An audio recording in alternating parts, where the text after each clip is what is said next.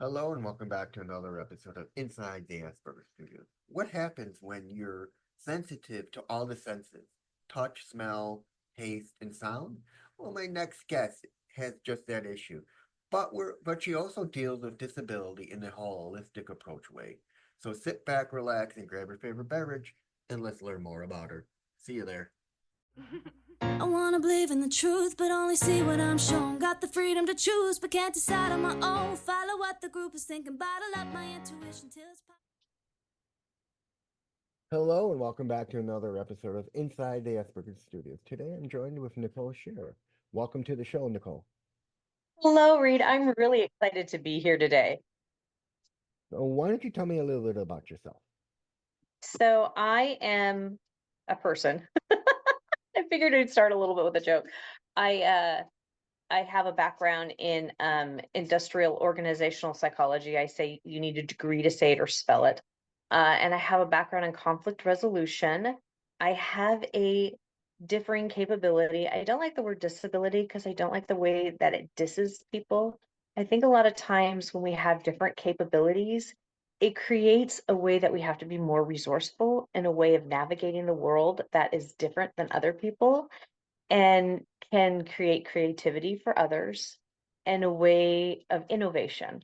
And I've done a few TED Talks, and so I am more of a belonging expert and a workplace expert around diversity, personality, diversity around accessibility, conflict resolution, trauma informed, all those wonderful things that go into belonging. Oh, as we were talking before, you mentioned you started a couple of programs. Why don't you tell me a little about some of those programs that you're working on? So currently, I've been working with the consulting division of the DEI let me start back, APA's consulting division DEI program. And I've been creating a diversity, accessibility through diversity lens. What that means is how genders, races, and cultures see accessibility. Now, why that is important is because nobody sees accessibility through one lens. And the other reason why that's important is because we've been pigeonholing disability. So we'll see people who are in wheelchairs are over here, autism's over here, ADHD is over here. And then what ends up happening, that I believe that that's important, but also we need to understand what happens when people are invisible, have invisible identities. What's the pattern that happens of the trauma they go through versus the trauma that people go through when their identity is visible? What happens if let's say, a Latino woman walks in with an invisible disability versus a Black man that walks in with a visible disability? What are the patterns there that happen? And so when that person walks into the workplace or walks into a therapy session or walks into an educational institution, what are the overall reaching way that they're going to perceive so that you now know how to navigate working with them and don't create more trauma on them? All right. So, how can we correct the way that companies see disability so people like you and me and anyone else gets treated fairly? So one of the ways is I'm going to share in 2008, it cost companies $359 billion in conflict. Hmm. That is so huge. Now that impacts retention. Now I don't have how much the number is on retention, but it's like somewhere it costs like I think half of a person's salary plus the training of that new person plus part of that salary. So it costs a lot of money to let go of a person and retrain that person. So we have to think about how much retention costs a company. Then you also have to think about how much innovation it is. Innovation is what keeps a company alive. If you don't have innovation, think about Blockbuster. Blockbuster's not around nowadays because we don't have, the Blockbuster didn't keep up with the times around innovation. We have Netflix. Netflix kept up with innovation. So this is so important to companies, and this is why people with different capabilities are so important to be there.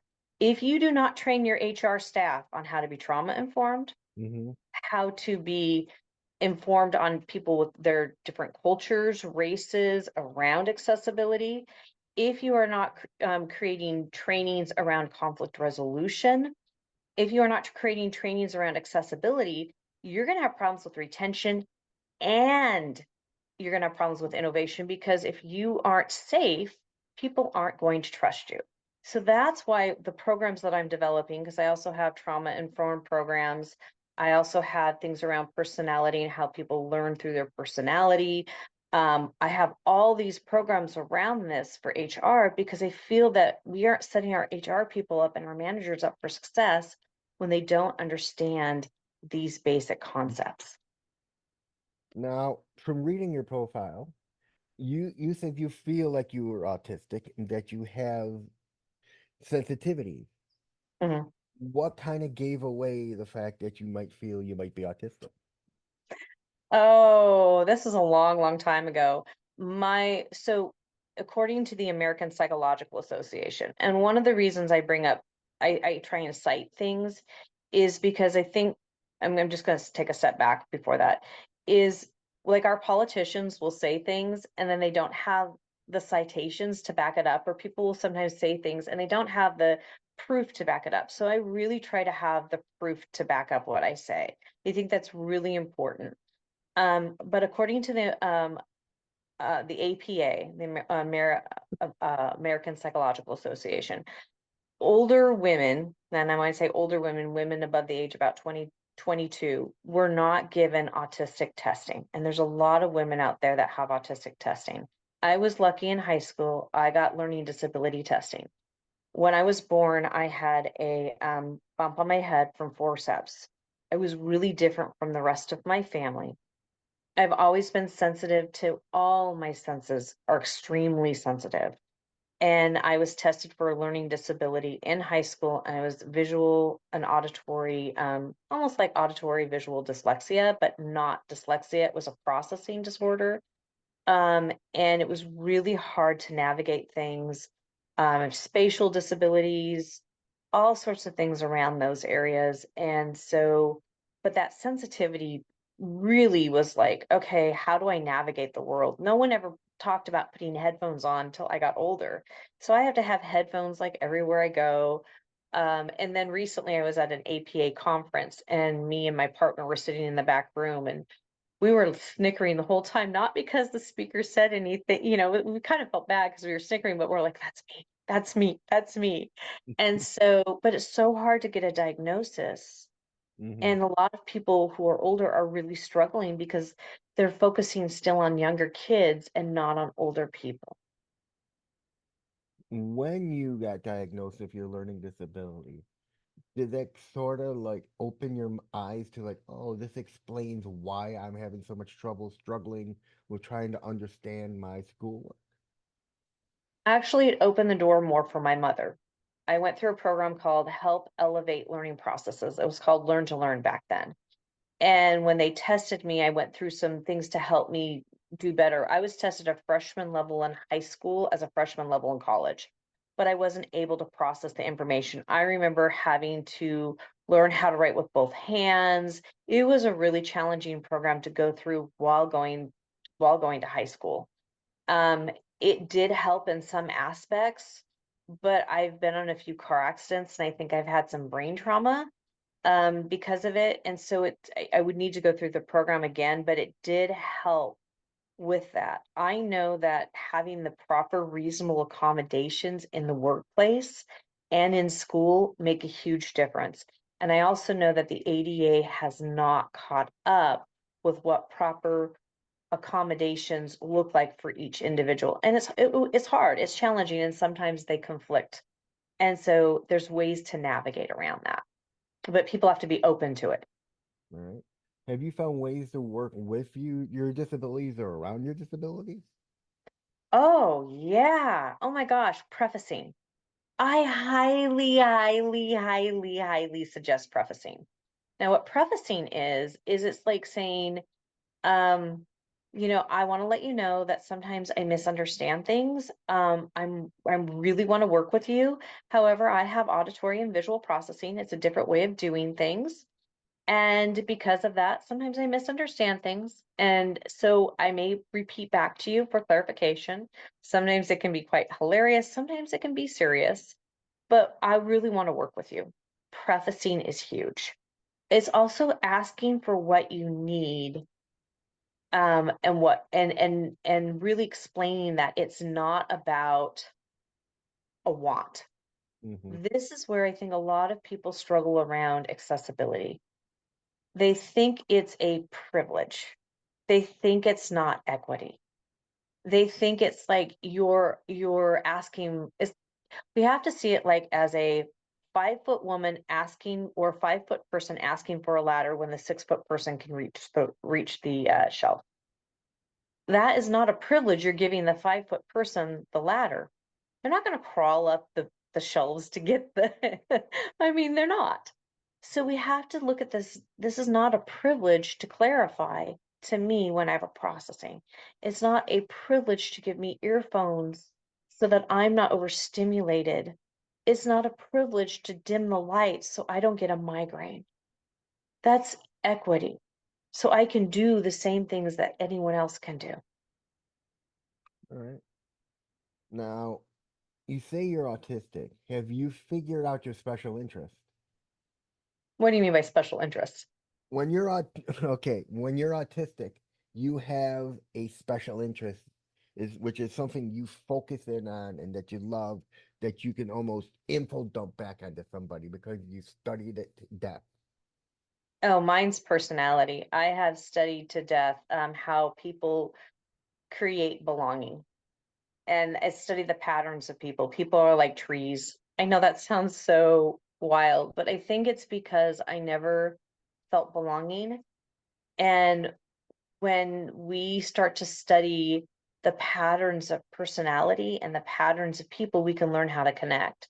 So I really have studied, I've researched like how we have fracturing, how we heal, how we get from a how spiritual diseases are caused, dark personalities, all the things around people, and the patterns of people. And it's more not to, it's how we can create connection because connection is so important. And it's also how to protect yourself. Hmm. Some people study it to manipulate. I don't study it to manipulate. I study it to so is this person safe? Is this person not safe? How do I navigate what's going on in the situation? And how do I create that connection? How do I know when to walk away? How do I and how do I have boundaries? And so I used it to really learn that connection because I was really struggling with connecting. Now, you say you have your sensitivities. How do you deal with them on a day-to-day basis, like going out, eating? Because I know there are a lot of people who won't eat certain foods because of the textures. There are certain people that don't like certain textures on their walls, or who wear sunglasses because the sun's too bright or the light in the building's too bright. How do you deal with it all, considering you have just about every one of the sensitivity issues? Well, that is where I always tell when I go out to restaurants, if they're too noisy, we don't go to those ones. Portland's pretty good. Yeah, I gotta say, if you ever get to visit the airport at Portland, they actually interviewed autistic people and designed our airport for autistic people. It is so amazing. I bring headphones everywhere I go. Hmm. If it's too noisy, I'll leave or I'll walk away and I'll go take breathers. I always look at the menu and I will order what I need. And if they don't have it, I will not eat it. And that's huge for me. I don't go to restaurants that don't eat food that I can't eat. I don't go to crowded places. And if I have to go to crowded places, I come home and I spend more time just re like this morning, I had to spend a afternoon where I was going to be around a lot of people. I don't have a problem being in front of people, a lot of people, but it's more being in with a lot of people. And so I spent the morning just doing a lot more self-care because I was around in with more people. So those are things that I do. I make sure that if I have people are going to get too close to me, I say, I need this amount of space. Always say what I need. Um, and I'm never out too much with too bright of light. I always have my sunglasses with me. It's more the LED lights in the buildings that really Mhm. bother me. And so I'm never in those buildings for too long. Um, and those are the kinds of things that I do. All right. Now, what tips do you have for those who are dealing with like sensitivity issues such as your own? I have gotten like little earbuds that I can put in my ears that hang on my wallet. Um, those are super important to have those where you can have them really close, where you're bringing with them all the time. Communicate with your friends. Have people who are with you, if you can always have someone with you that is understanding of your situation, that you can say, hey, I would really like you to help me if you start to see that I get a little irritated. Because irritation is kind of like the clam that's creating the pearl with the sand. You get Hmm. irritated. You Hmm. can tell when someone's getting irritated. And so have people around, hey, maybe I'm not putting my sunglasses on and I'm squinting. Say, hey, is it a little bright for you? Give those people that permission. Those are some of the things I highly recommend is just ha- have people around you that will help you with that. That's why I was having some meltdowns and my partner helped me with the ear. That's what got me started to make sure that I have that. And then sometimes people will say that to me and they've given people permission. And then also have conversations and notice people around you. I remember being in line for a burger and they have the best burgers in this one area. And this young person was getting triggered. And I could tell he was overwhelmed and the parents were apologizing. I said, don't apologize. I get overstimulated too. Here are my and share it. Share it with others because sometimes some people may go, oh my gosh, where did you get those? I need that. Yeah, I've come across that. I was at a Subway and I was waiting to get a sandwich for me and my mom, and there was this girl there, and she's just going off on the people. No, I don't want this. I want that. No, I want this. I don't want this. I want a bowl. I want this. I want that. And I realized she's autistic. She's probably a level 2 or 3 by the way she's acting. And I see her yelling at her parents, and I'm thinking, I just feel for them. I mean, she's probably having some kind of sensory meltdown, trying to explain to the people at the other end what she wants. And I just felt for them. And I think that's part of the thing is when we're having these sensory overloads, we're getting grumpy. Hmm. We're not knowing how to communicate. We're not knowing how to breathe through it. And because a lot of us haven't had the training of let's breathe through it, let's pull us aside, let's be taken out of the situation, or let's find a way to deal with the sensory overload. And there's some great things around DBT, but you also have to understand sometimes there's safety issues.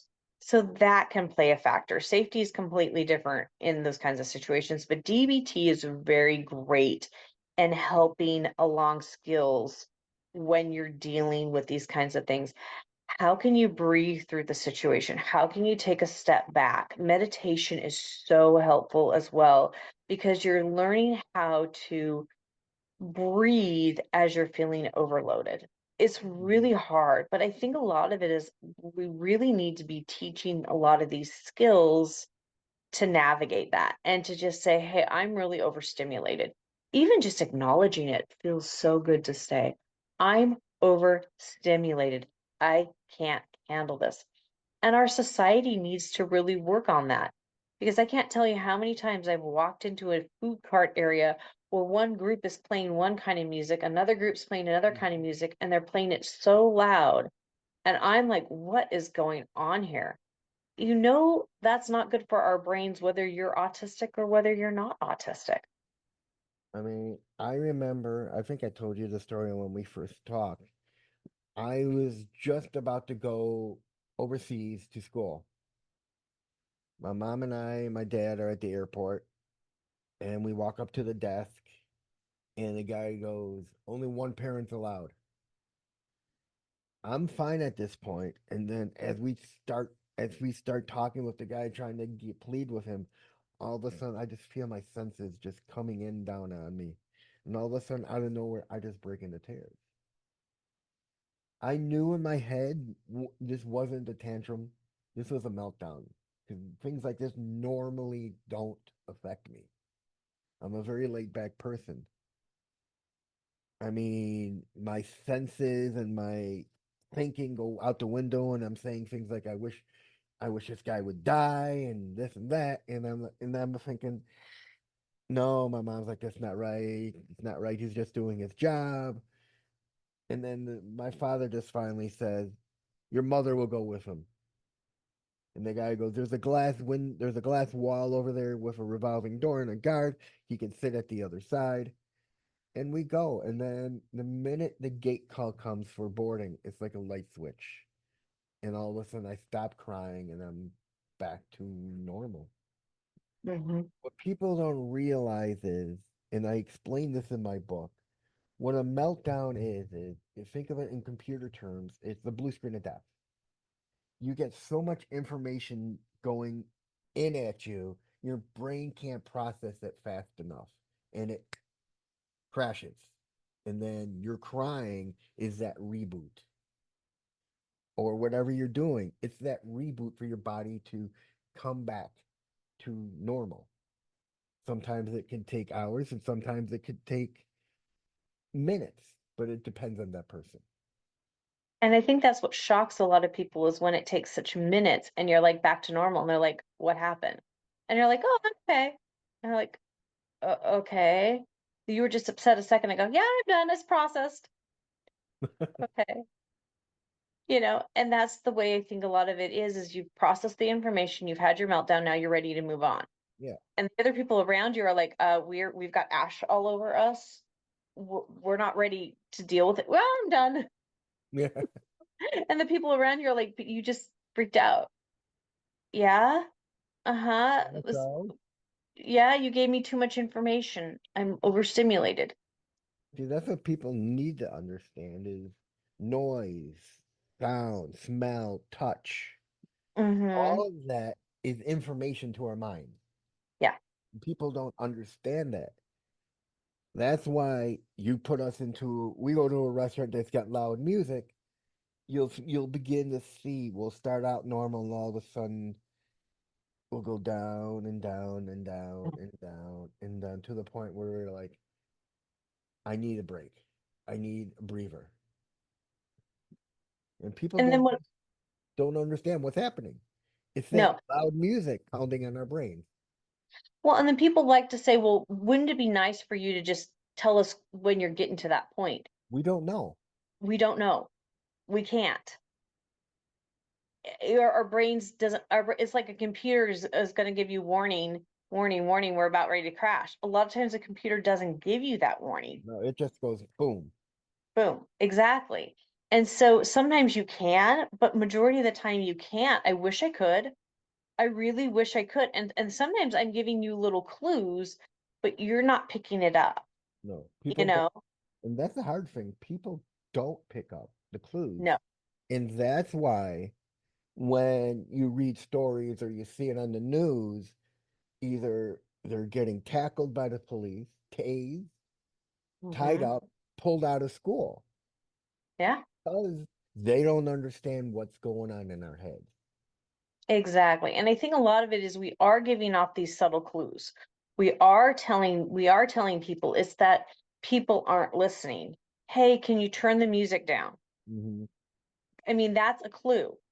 That is a clue of, the music's loud. Can you turn it down a little bit?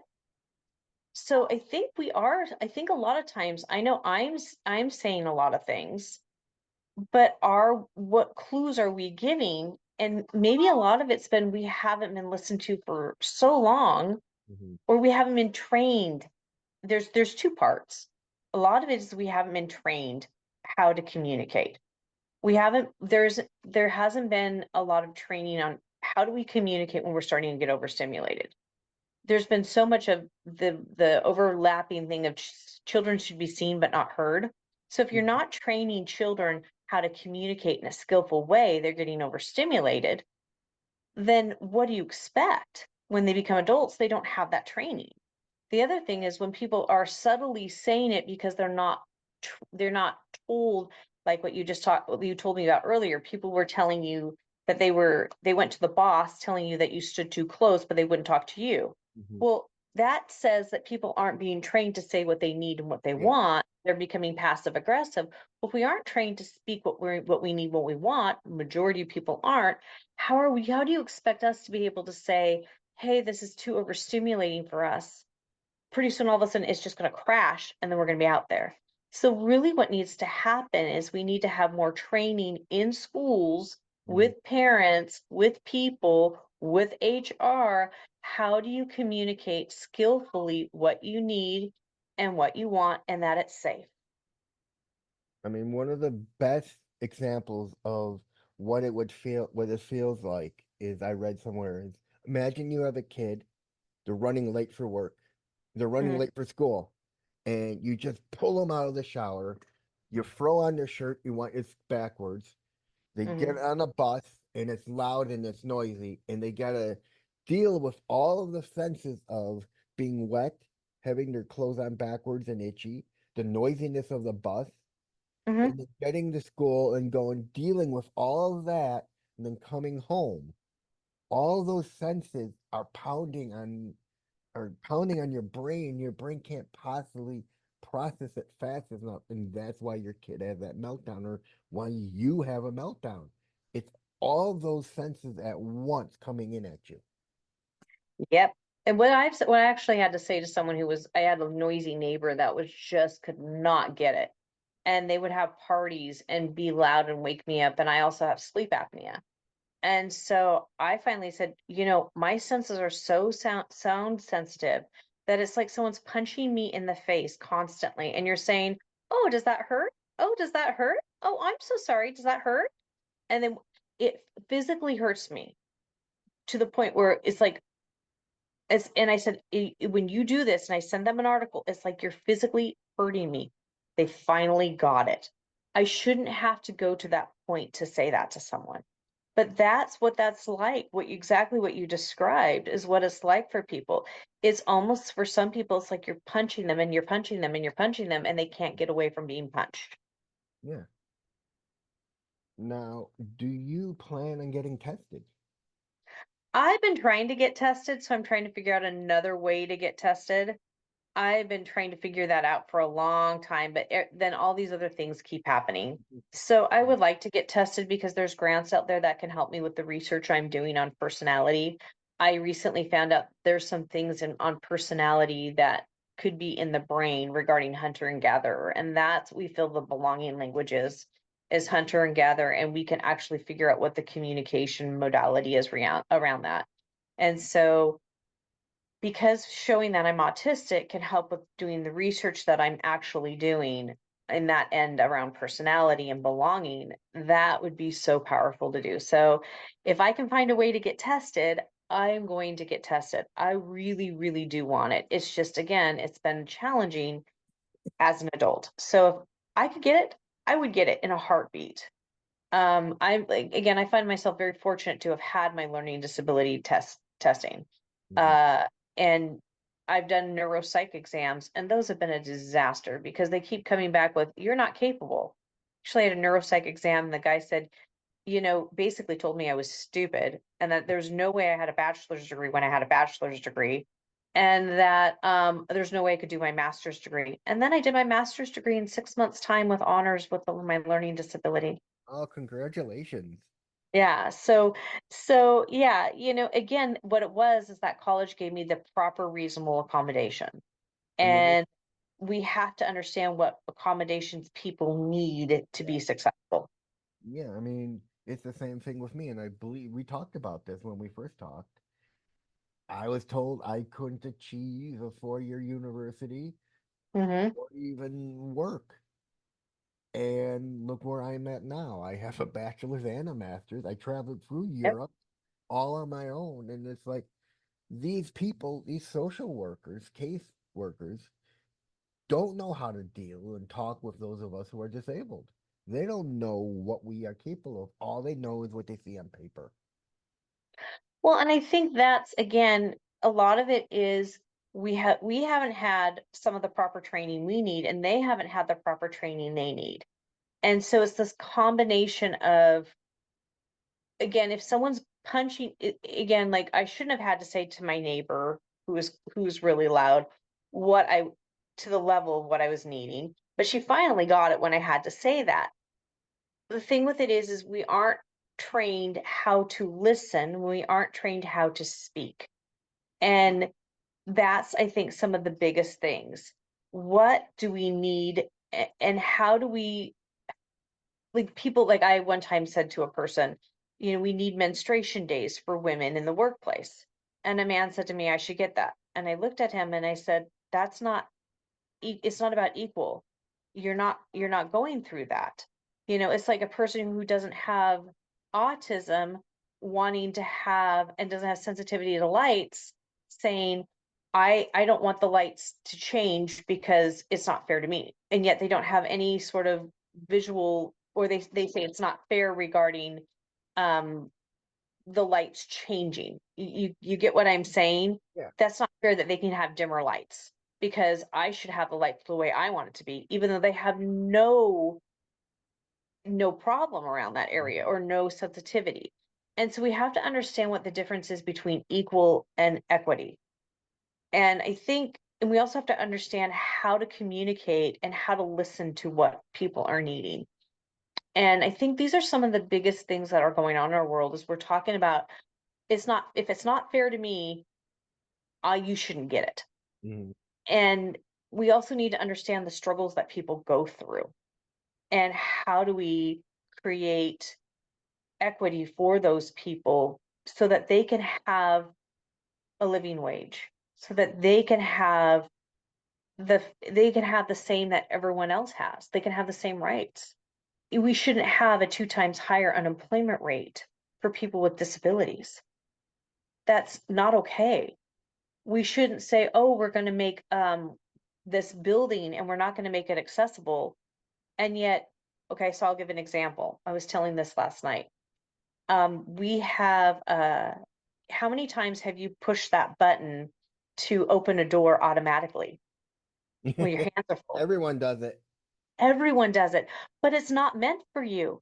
It's meant for a person who's in a wheelchair. It's meant for someone who can't open the door because they've got crutches. But yet everybody uses it who doesn't have that differing capability.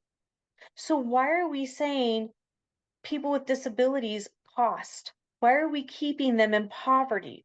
Why are we treating them the way we're treating them when we use the same things, whether it impacts us or not?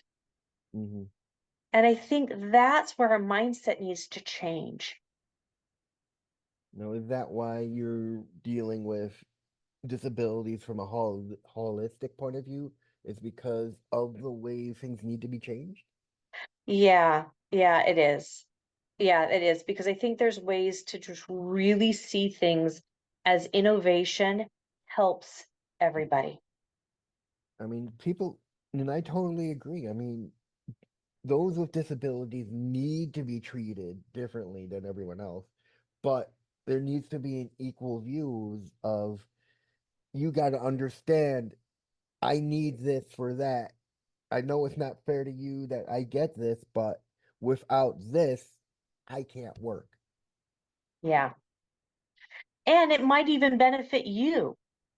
That I mean, it's like when I talked with the assistant minister of autism in Australia, she told me they literally cut the lights in a store and lowered and took off the beeping from the registers for those who are autistic. And not only did it help those who are autistic, it brought in more business.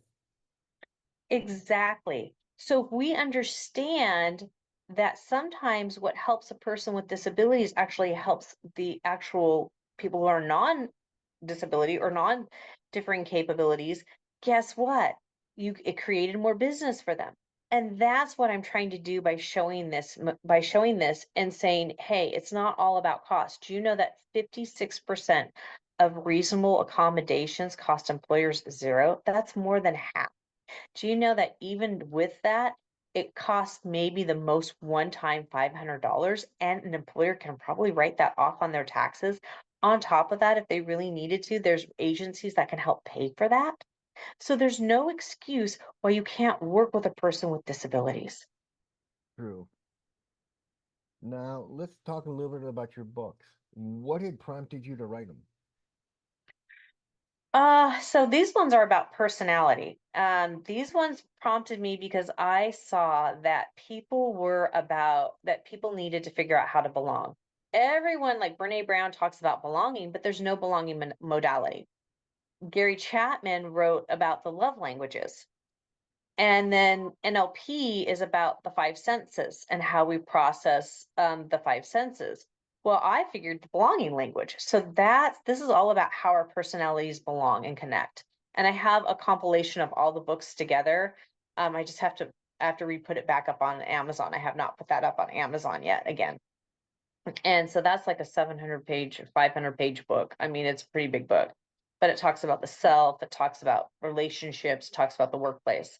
I also have a dark personalities book that I am in the process of finishing. I'm writing a avatar healing book, and I'm in the process of the training manual that I'm working on, the book for the APA regarding how different races see accessibility and cultures and genders.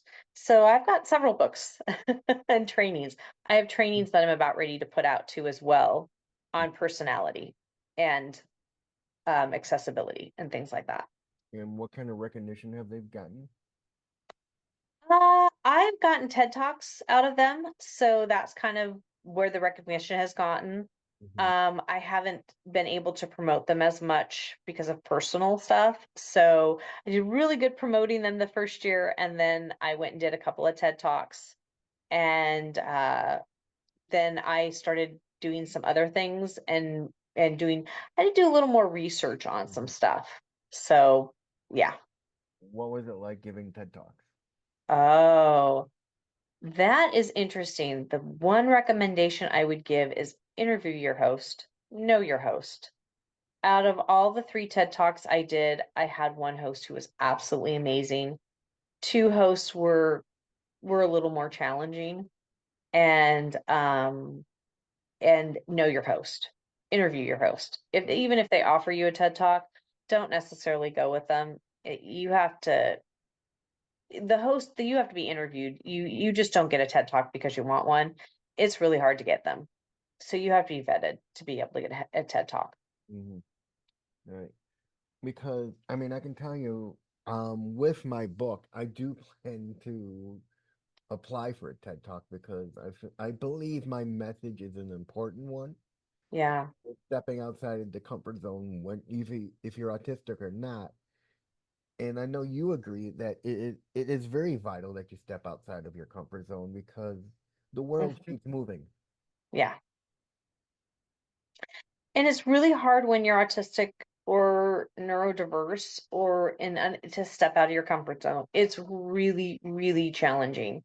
I can't tell you how many times I just want to sit at home and not do some of the things I'm doing. It's really challenging, especially when you come across people who have had more opportunities than you, or who get more um have had more successes, or don't have the struggles you have, or have had more opportunities handed to them. Sometimes it can be challenging, and for some people have to work a little harder than others, and some don't. It may look that way. And I think a lot of it is we have to learn how to work together too and see what have you accomplished. It takes a lot of work to do what you're doing, and it takes a lot of work to write a book. And your message is important because, like what you said, people need to understand the sensory overload and what goes on, and that we're not trying to be little spoiled brats throwing ourselves on the floor, kicking and throwing a fit. What advice would you give to those getting diagnosed late in life? Oh, I actually have had two people that got diagnosed because I encouraged them to get diagnosed. Be vulnerable. It's okay. Go through the process. You're going to suffer grief. You're going to feel like you've lost. There's all sorts of emotions you're going to go through. It's okay. Give yourself the time to process and go through those emotions. It took courage to go and get tested. It takes courage to find out that you actually have something like this. And then give yourself time to learn skills to work with it. No one ever gave you the skills or the time to work with it and learn how to navigate it. And it's okay. That means that you have something special and unique to work with that has a different perspective and a different way of doing things than other people. And that means that you have a way of being more innovative. You can be more innovative. You're more resilient, or you can be more resilient. You can be more resourceful than other people. There's so many beautiful things that come with it. But also give yourself the time to process all the things that go around that come with it. There's beauty. Is like, think about a seed that gets planted in the ground. And when it has to break open, all the pain it has to go through before, then it has to die in the ground, and then it has to break through the surface and how it has to grow. And then you see this beautiful flower. That's what it's like.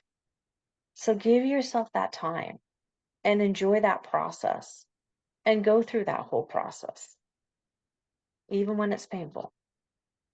And finally, where can people find out more about you and what you do? Ooh, you can go to the Needs Languages website. Um, that's probably the best place to find me. I do have a YouTube channel called The Needs Languages. I'm on LinkedIn, either under Nicole Shir, The Needs Languages. Everything's under Nicole Shir, Shir, or The Needs Languages. And what I mostly focus on is workplace. So I focus on, workplace trauma, working through that. And I focus on, training HR staff and managers. So if you do have workplace issues and you want me to come talk to your workplace, please do contact me, because it is so important that we start really training our HR staff. You know, um, we need to have compassion for them because they're humans like us, but they're not getting the training. Believe me, a lot of them aren't getting the training that needs to be out there. And that's it, ladies and gentlemen. I'm Reed Miles. That was Nicole Shir, and I'll see you in the next one. Thank you, Nicole. Thank you, Reed. Bye bye.